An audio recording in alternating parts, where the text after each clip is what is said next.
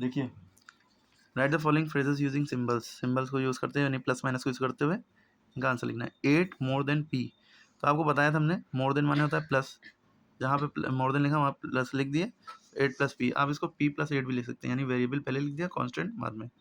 ए से लेकर जेड तक सारी चीज़ों को वेरिएबल कहते हैं या लिटरल्स कहते हैं, और 1 2 3 जितने भी नंबर होते हैं उसको कॉन्स्टेंट कहते हैं। ठीक, आगे कह रहे हैं the sum of P and Q, यानी कि सम माने होता है प्लस, जहाँ पे एंड लिखा है वहाँ पे प्लस लगा देंगे, पी और क्यू का सम।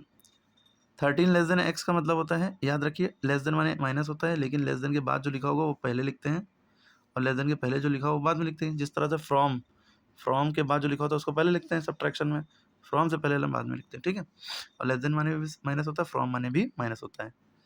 10 टाइम्स ए, टाइम्स या प्रोडक्ट इन दोनों का मतलब होता है मल्टीप्लाई, तो 10 मल्टीप्लाई ए।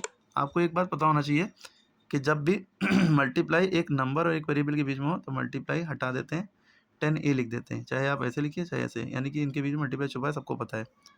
3/4 का मतलब होता है 3/4, 3/4 है ना। ऑफ माने होता है इनटू, देखिए टाइम्स, प्रोडक्ट और ऑफ तीनों का मतलब मल्टीप्लाई यानी into.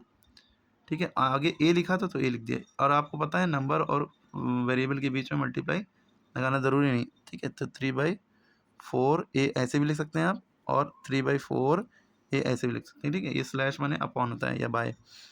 P divide by Q, तो पी अपॉन क्यू। ठीक है, आप इसको ऐसे लिख सकते हैं डिवाइड का निशान लगा के, लेकिन आप ऐसे ही लिखिए। ठीक है, या आप ऐसे भी लिख सकते हैं, लेकिन बेटर है ऐसे ही लिखिए। टी इज़ ग्रेटर देन 12, तो इसको टी लिखा, ग्रेटर देन का सिंबल क्या होता है, ये और 12। ठीक है, याद रखिए टी इज लेस देन 12 होता है, टी इज लेस देन 12। इसको अब आप कहेंगे सर लेस देन माने, तो आपने ये बताया था, तो 12 माइनस टी भी इसको लिख सकते हैं।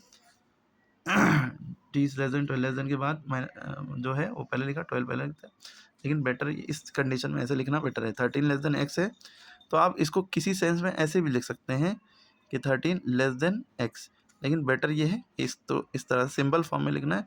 ये भी सिंबल है लेकिन ऐसे लिखिए। Okay, 13 less than current temperature T degree Celsius, तो लेस देन के बाद टी डिग्री सेल्सियस है, तो 30 डिग्री लेस देन, तो आप इसको ऐसे भी लिख सकते हैं 30 less than T degree Celsius, और आप ऐसे भी लिख सकते हैं टी इज़ ग्रेटर देन 30 कहीं ना कहीं, लेकिन यहाँ पे लेस देन लिखा है तो लेस देन यूज़ करना है, और मेन ये है कि लेस देन के बाद जो लिखा होता है वो पहले लिखते हैं, तो T minus 30।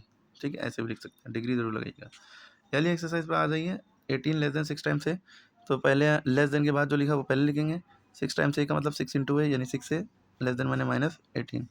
9 times the sum of A and B, A and 7, तो 9 इंटू ए प्लस 7, 9 टाइम्स माने मल्टीप्लाई होता है। थ्राइस माने 3 times A increase by B, तो 3a प्लस बी। ठीक है, 15 times the number p plus 4, 15p plus 4, और multiply छुपा होता है, ऐसे भी लिख सकते हैं। 25 लेस देन 4 टाइम्स क्यू, यानी 4q पहले लिखा, माइनस 25। ठीक है, 6 times A less than the quotient of b/4, तो 6 लेस देन के बाद जो लिखा है क्वोशंट ऑफ b/4 ये पहले लिखा, लेस देन माने माइनस 6 टाइम्स ए यानी 6 है। The square of sum of A and B, तो a प्लस बी का होल स्क्वायर। ओके, क्लियर है। बाकी शॉर्ट वीडियो में बहुत अच्छे से समझाया है, एक एक को अलग अलग